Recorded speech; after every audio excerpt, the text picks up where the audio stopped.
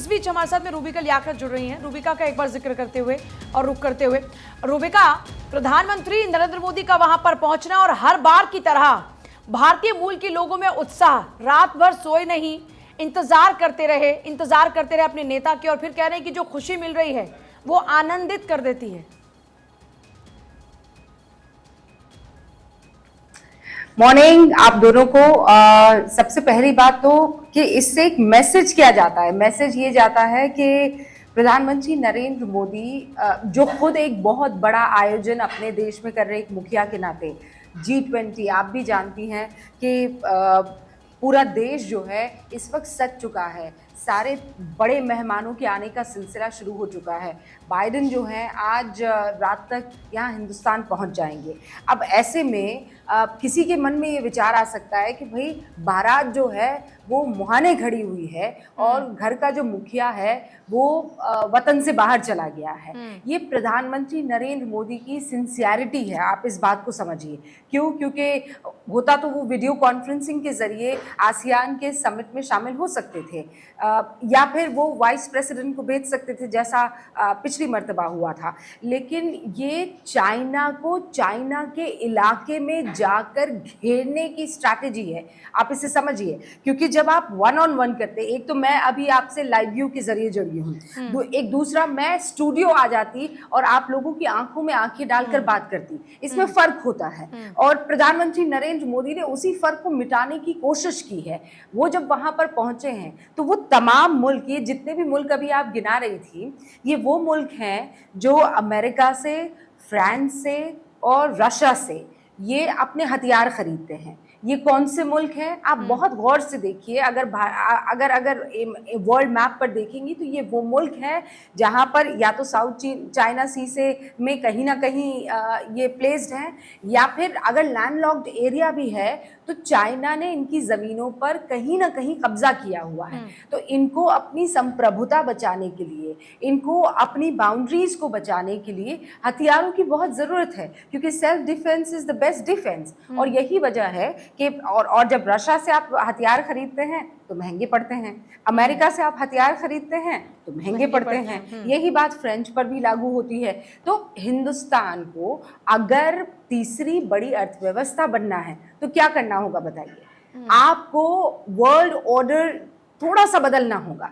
और खासकर जब आप हथियार बेचते हैं, अब तक तो हम इन देशों से हथियार खरीदा करते थे, लेकिन अगर हमें छोटे मुल्कों को या फिर वो मुल्क जो हथियार बनाते नहीं है उनको अगर बेचना होगा तो उनको हम पर कॉन्फिडेंस तो होना चाहिए। आसियान एक ऐसा समिट है जहां पर आप लगातार वहां के नेताओं से, वहां के राष्ट्रीय अध्यक्षों से वन ऑन वन मीटिंग करने के बाद ये उनके अंदर आत्मविश्वास जगा देते हैं that we are here for you buddy, हम लोग आप लोगों के लिए हैं यहाँ पर और बिल्कुल नजदीक में हैं। और हम जो हथियार आपको देने वाले हैं वो आप चारों तरफ से ठोक बजाकर उसे खरीदिएगा। और दूसरा ये कि बाकी इन 3 मुल्कों से हम सस्ते में आपको वो हथियार देने वाले हैं। तो प्रधानमंत्री नरेंद्र मोदी वहां जाकर इस बात का एहसास कराएंगे कि देखिए, हम जानते हैं जकार्ता में एक बहुत बड़ा, क्योंकि आसियान की उसे चेयर कर रहा है जकार्ता, इंडोनेशिया, और यही वजह है कि प्रधानमंत्री वहां के प्रेसिडेंट के बुलावे पर गए हैं वहां पर ये बताने के लिए कि देखिए हम बड़ा मान सम्मान करते हैं, आप यहाँ पर बुला रहे हैं, मैं सब कुछ छोड़ छाड़ के आपके पास आया हूँ। Why? Because we take you very seriously. आप समझ रहे हैं, इससे एक तीर से बहुत सारे शिकार इस वक्त होते हुए दिख रहे हैं।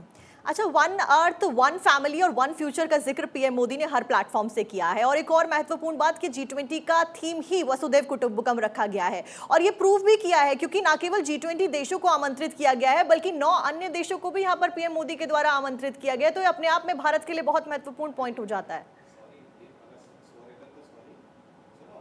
और अगर इसे मैं हमारी भाषा में कहूँ साक्षी, तो वसुधैव कुटुंबकम, ये प्रधानमंत्री नरेंद्र मोदी चाहते थे कि G20 का दबदबा जो मुल्कों में है उसका दायरा थोड़ा बढ़ जाए।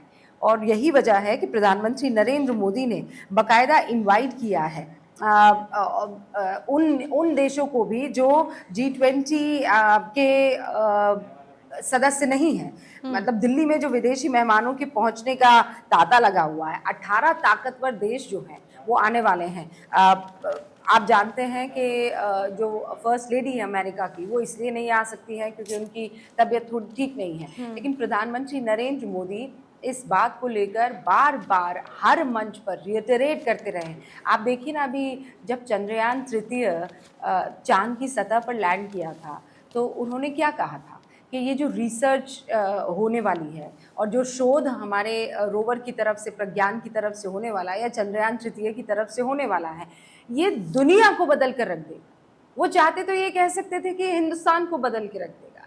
बार बार प्रधानमंत्री नरेंद्र मोदी ये वसुदेव कुटुंबकम, ये जो हम सब एक हैं, हम सब कुछ एक एज बिग वन फैमिली, हमें इन चीज़ों में बदलाव लेकर आना है कि अब युद्ध नहीं करना है, अब चलिए लड़ाई करते हैं गरीबी से। याद है आपको 15 अगस्त को लाल किले की प्राचीर से पाकिस्तान को चैलेंज कर रहे थे। बिल्कुल।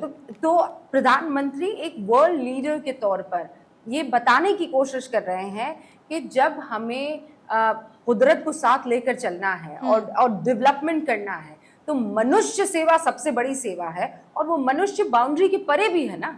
बिल्कुल सही बात।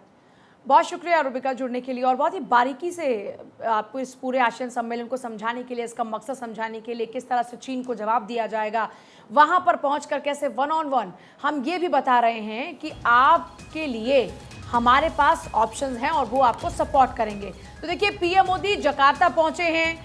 जकार्ता में एक तरफ जहाँ उनका भव्य स्वागत, उसी के साथ रूबिका ने बहुत ही बारीकी से ये भी समझाया कि G20 समिट की मेजबानी करने वाला देश और उसके मुखिया एक तरफ जहां तैयार है, वहां इस बीच उनका वहां जाना क्यों जरूरी था, आखिर इसके पीछे क्या वजह थी, और अंतर्राष्ट्रीय स्तर पर और भारत अपने स्तर पर इससे क्या क्या लाभ होने वाले हैं, क्या क्या बदलाव होने वाले हैं, इन तमाम बातों का जिक्र वो करते हुए नजर आते हैं।